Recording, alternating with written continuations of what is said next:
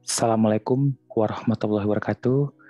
Selamat pagi teman-teman semua. Salam sejahtera untuk kita semua. Bertemu lagi dengan saya Krisna Wisnu Sakti. Kali ini bertemu dengan saya di mata kuliah Sistem Informasi Kesehatan. Ya. Jadi teman-teman, untuk kegiatan kita pada hari ini, kita akan mempelajari tentang sistem informasi kesehatan. Ya, baik sistem informasi kesehatan nasional ataupun sistem kesehatan daerah, dan nanti akan kita pelajari pula dalam sesi ini yaitu sistem informasi di puskesmas. Baik, ketika kita mengenal dengan sistem informasi, tentunya di era 4.0 atau menjelang 5.0, teknologi itu sangat sangat digunakan pada saat ini, terutama pada saat masa pandemi COVID-19 ini. Seperti yang kita lakukan saat ini, bahwa kita sekarang perkuliahan melalui YouTube dan Zoom, dan ini merupakan transformasi mau nggak mau kita harus mengikuti perkembangan metode pembelajaran di pandemi COVID ini. Seiring dengan pembelajaran Sistem Informasi Nasional Kesehatan dan Sistem Informasi Kesehatan Daerah. Mungkin teman-teman sudah paham ya tentang sistem informasi kesehatan. Dasar-dasarnya pasti dosen sebelum saya sudah menjelaskannya. Nah, pada kali ini kita melihat kedudukan sistem informasi kesehatan. Menurut WHO dalam buku Design and Implementation of Health Information System Geneva, disebutkan bahwa suatu sistem informasi kesehatan tidak dapat berdiri sendiri, melainkan sebagai bagian dari suatu sistem. Jadi nggak bisa tuh seperti perangkat komputer gitu ya. Dia nggak bisa cuma monitor doang, tapi harus ada CPU, keyboard, mouse ya, sehingga bisa lancar ya, ditambah dengan internet. Oke. Teman-teman, selain itu, sistem informasi kesehatan juga yang efektif memberikan dukungan informasi bagi proses pengambilan keputusan di semua jenjang. Sistem informasi juga harus dijadikan sebagai alat yang efektif bagi manajemen. Nah, kita lihat gambaran sistem informasi kesehatan saat ini. Kita lihat berdasarkan HMN, ya, Himpunan Manajemen Data, itu kita lihat ada beberapa hasil penilaian, meliputi sumber daya, indikator, sumber data, manajemen data, dan kualitas data sampai ke penggunanya. Nah, satu data, prinsip-prinsip dasar untuk mengolah dan menyelenggarakan data yang akuntabel dan berintegritas. Satu standar data itu biasanya berupa instrumen, pertukaran, satuan tabel, presentasi, dan lain-lain. Dan pula sampai portal data. Apa sih yang sudah dilakukan pemerintah ataupun seluruh stakeholder di kesehatan untuk penguatan sistem informasi kesehatan dan kebijakan satu data kesehatan? Kita lihat fokus penguatan sistem informasi kesehatan itu lintas sektoral ya. Koordinasi dengan Kementerian Kesehatan, BPJS Kesehatan. Kita lihat nih ya, sebagaimana teman-teman mungkin mengalami saat ini, kita menggunakan BPJS Kesehatan yang terintegrasi dengan sistem Kementerian Kesehatan, menjangkau ke semua pelayanan kesehatan. Nah, semuanya itu berada di ini ya teman-teman ya, Kementerian Kesehatan berkoordinasi dengan Dinkes Provinsi ya. Dinkes Provinsi tentunya koordinasi dengan Dinas Kabupaten Kota, rumah sakit ya. Kemudian puskesmas. Nah, ini ya. Kemudian di sini jaringan puskesmas. Ini di jaringan Fasyankes lainnya. Artinya di bawah itu nggak hanya puskesmas, tapi juga di jaringan fasilitas pelayanan kesehatan lainnya, seperti klinik-klinik swasta dan lain-lain. Nah, ini mereka fokusnya masyarakat dan keluarga di puskesmas. Jadi ini merupakan ujung tombak pelayanan sistem informasi kesehatan. Ya. mungkin teman-teman juga mengenal rujukan ya, rujukan kesehatan dan lain-lain. Nah ini ya, suatu sistem. Kita lihat. Penataan data transaksinya jejaring puskesmas, ya mitra puskesmas, kemudian puskesmas sendiri, jejaring Fasiankes, kemudian rumah sakit. Di mana teman-teman kalau saat ini ingin berobat menggunakan BPJS, biasanya kan minta rujukan dari puskesmas, ya nanti puskesmas nggak bisa langsung dirujuk ke rumah sakit, ya nggak bisa langsung start gini, ya tapi tergantung kondisi keadaan pasien, ya. Nah, di sini optimalisasi aliran dan integrasi data. Biasanya data itu tercatat di dinas kabupaten, dinas provinsi, kemudian Kementerian Kesehatan. Nah, inilah kalau kita lihat penguatan SIK ataupun sistem informasi kesehatan. Nah, fokus penguatan saat ini yaitu penataan data transaksi di fasilitas pelayanan kesehatan. Kemudian meningkatkan kualitas dan kecepatan proses kerja pelayanan kesehatan. Ya. Nah, optimalisasi aliran dan integrasi data ya dari fasilitas pelayanan kesehatan itu dioptimalisasi integrasi data, kemudian meningkatkan ketersediaan kualitas data dan informasi. Sampai di akhir yaitu peningkatan pemanfaat data dan informasi. Oke. Nah, aspek dasarnya adalah apa? Tentang sistem informasi kesehatan ini tentunya leadership, ya kepemimpinan, governance, regulasi, kebijakan, standarisasi, sumber daya dan lain-lain. Ya. Oke. Nah, penguatan sistem informasi kesehatan kita lihat di sini teman-teman.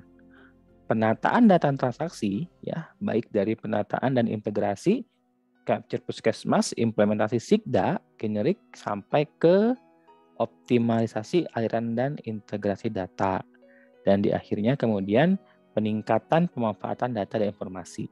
Nah, ini biasanya penyajian data informasi dashboard melalui DHS2. Kita ketahui sebelum adanya sistem informasi kesehatan ini bahwa semua masih berfokus pada paper base ya, yang mengakibatkan ya sampah menumpuk lah, susah mencarinya. Kalau dengan sistem informasi kesehatan, kita cukup menggunakan komputer untuk men-searchingnya ataupun database-nya ya.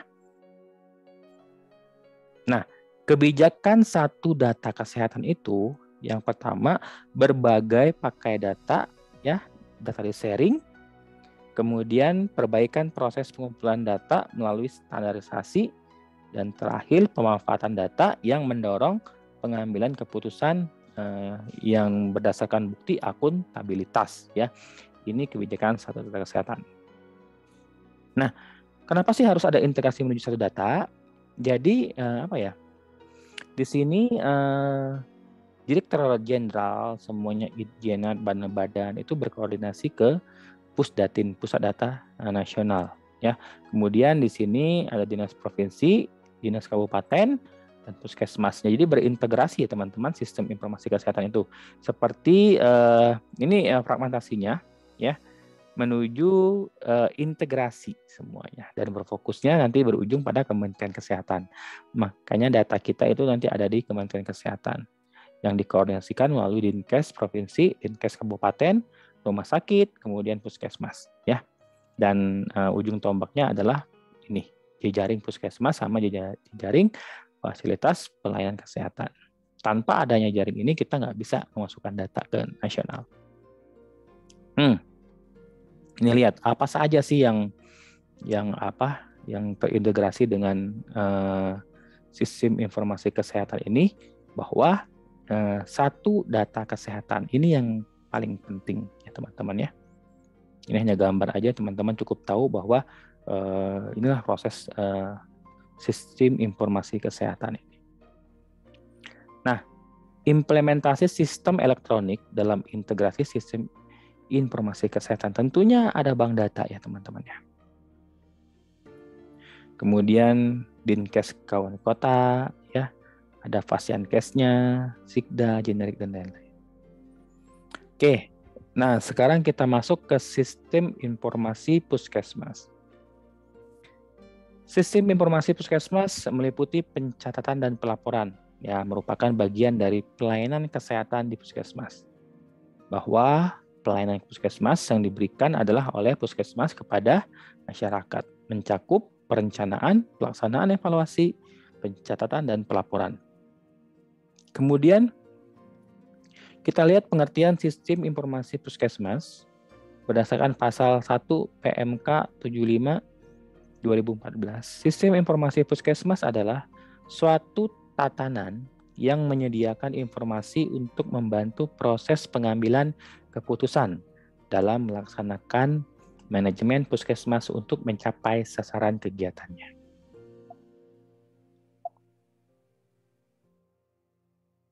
Nah, sistem informasi puskesmas ya, ini berdasarkan pasal ini ya 2014 bahwa setiap puskesmas wajib melakukan kebijakan ataupun kegiatan sistem informasi puskesmas.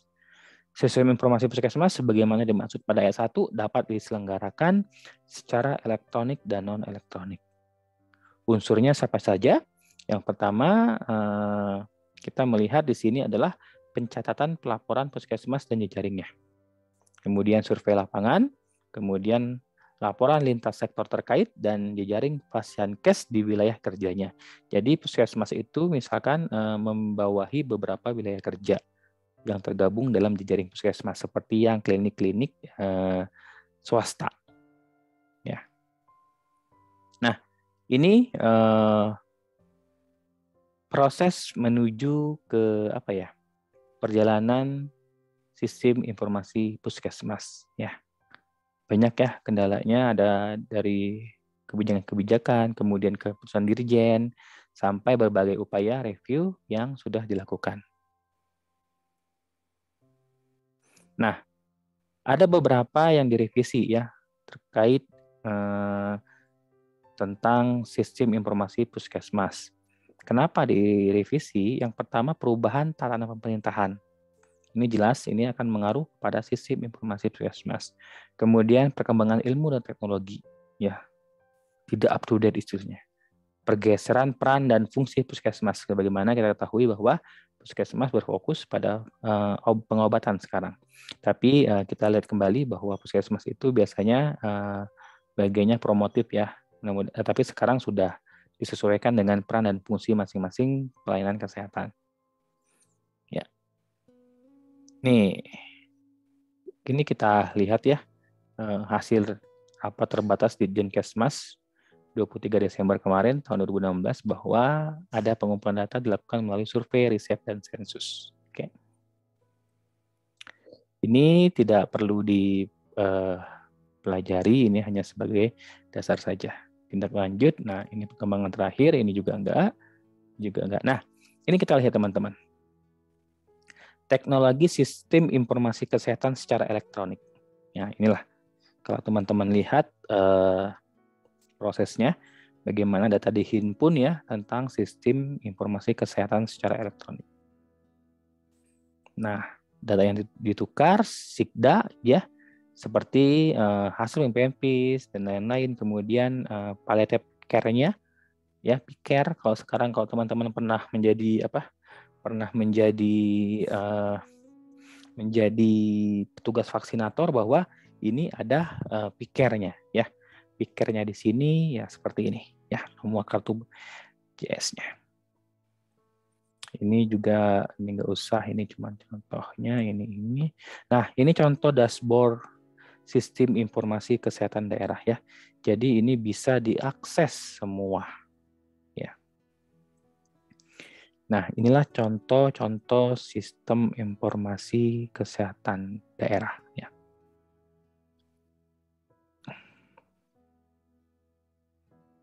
Oke, ini juga sama ya yang contohnya. Nah, ini diintegrasikan bagaimana integrasi dengan konsep interoperabilitas ya, di mana semuanya terintegrasi. Tuh dari aplikasi buku tamu, aplikasi komunikasi data, sistem informasi kesehatan generik ya, sampai ke rumah sakit. Semuanya tersistem ya. Apalagi menuju revolusi industri 5.0 di mana internet teknologi itu udah menjadi kebutuhan. Nah, ini contoh integrasinya. Ya. SIMPUS itu sistem informasi puskesmas ya. Nah, ini melalui informasinya ya, ini contoh-contohnya banyak sekali, ini nggak perlu teman-teman ini ya pahami, cuman cukup menjadi informasi aja. Oke, itu teman-teman tentang sistem informasi yang kita pelajari ya. Nah, yang harus teman-teman ketahui ya tentang sistem informasi puskesmas ya, itu tadi ada pengertiannya, kemudian dasar kebijakan seperti pasal 43 Peraturan Menteri, kemudian tahun 2014 gitu ya. Kemudian apa saja sistem informasi yang meliputi puskesmas. Ya di sini SIP ya, sistem informasi puskesmas bagian dari sistem informasi kesehatan daerah ya. Oke. Ya, itu teman-teman untuk perkuliahan kita pada pembelajaran kali ini.